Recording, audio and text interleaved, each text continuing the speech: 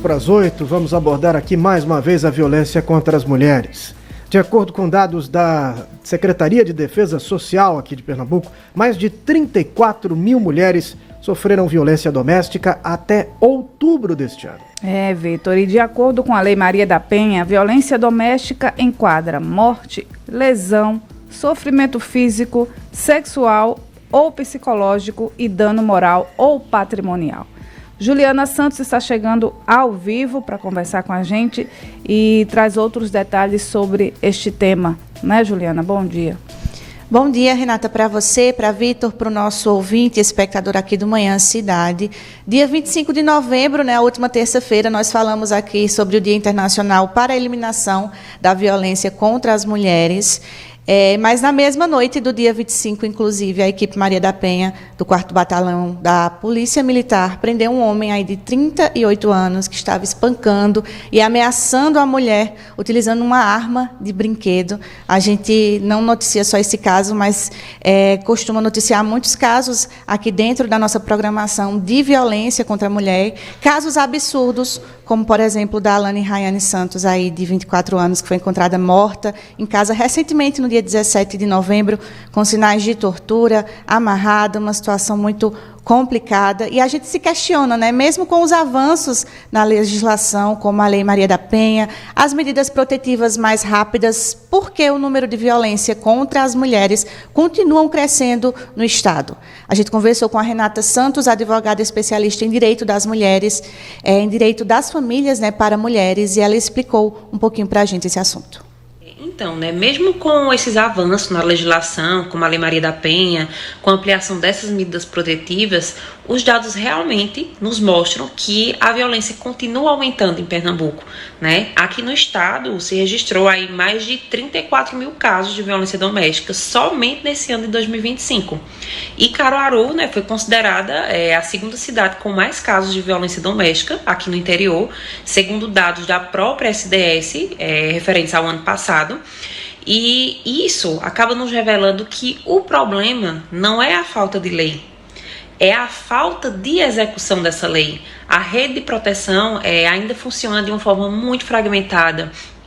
As delegacias especializadas ainda são insuficientes, existe uma falta de pessoal, pouco diálogo entre os serviços, a mulher denuncia, mas muitas vezes ela não encontra um acompanhamento contínuo que é necessário para esses casos.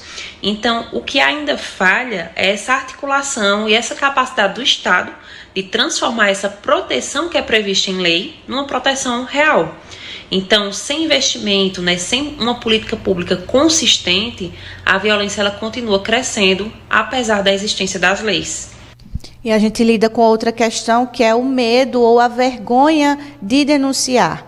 A Renata Santos explicou para a gente, do ponto de vista jurídico e prático, por que essa denúncia ela é tão importante, o efeito que ela faz e o que realmente acontece após essa denúncia da mulher. Muitas mulheres têm medo ou têm vergonha de denunciar porque elas já conhecem na prática as falhas do sistema e também a gente sabe que existe toda uma questão emocional, uma questão financeira que muitas vezes está envolvida, mas a denúncia ela é essencial porque ela formaliza esse perigo, ela vai acionar os mecanismos que são os mecanismos legais. Então, basicamente, o fluxo é o seguinte: se registra o boletim, é feito o pedido da medida protetiva, que vai ao juiz, o juiz ele tem um prazo aí de até 48 horas para decidir. E, ao mesmo tempo, essa mulher ela deve ser encaminhada para os serviços da rede, como o Centro de Referência da Mulher, que nós temos aqui em Caruaru, CREAS, saúde, caso necessário. Mas aí essa articulação também é importante deixar claro que ela varia muito de cidade para cidade. A Renata Santos, advogada especialista em direito das famílias para mulheres, também reforçou os principais canais de denúncia e apoio disponível para as mulheres. Bom, hoje a mulher ela pode pedir ajuda pelo 180, que é um canal de esclarecimento. A gente tem o 190 em situações de emergência. Temos a delegacia especializada da mulher, a Patrulha Maria da Penha, o Centro de Referência da Mulher, que ficam localizados ali na Avenida Portugal. Mas o mais importante do que saber esses canais é saber como dar esse serviço sem ser deslegitimada. Então, a primeira coisa é entender que a mulher ela não precisa levar prova nem testemunha, né? A palavra da vítima ela tem valor legal e é suficiente para iniciar o atendimento, certo?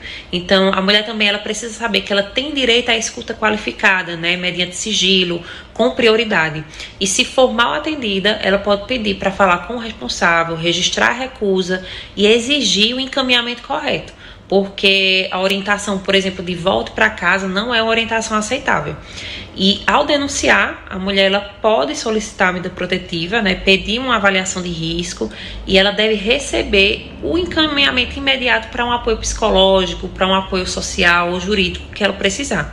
E é o que é essencial, né? Ela pode retornar quantas vezes precisar, mesmo que tenha recuado antes. A rede ela tem a obrigação de acolher todas as tentativas, porque sair da violência ela é um processo, né? Ela não é um ato único, não é algo tão simples.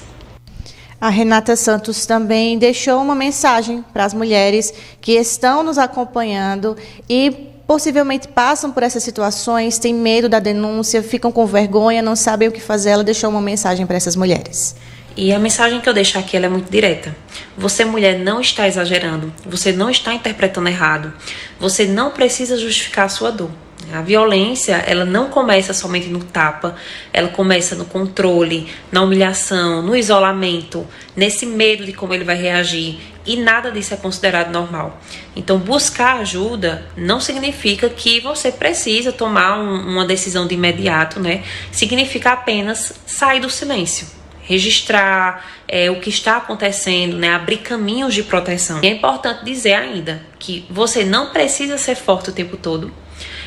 O ciclo de violência ele é complexo, a gente sabe disso, que envolve emoção, envolve uma dependência, filhos, rotina. Então, recuar e tentar de novo não invalida a sua coragem. O que eu quero é que cada mulher saiba que ninguém, absolutamente ninguém, merece viver com medo dentro da própria casa.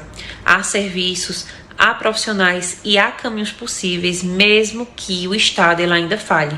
Então você não precisa enfrentar isso sozinha.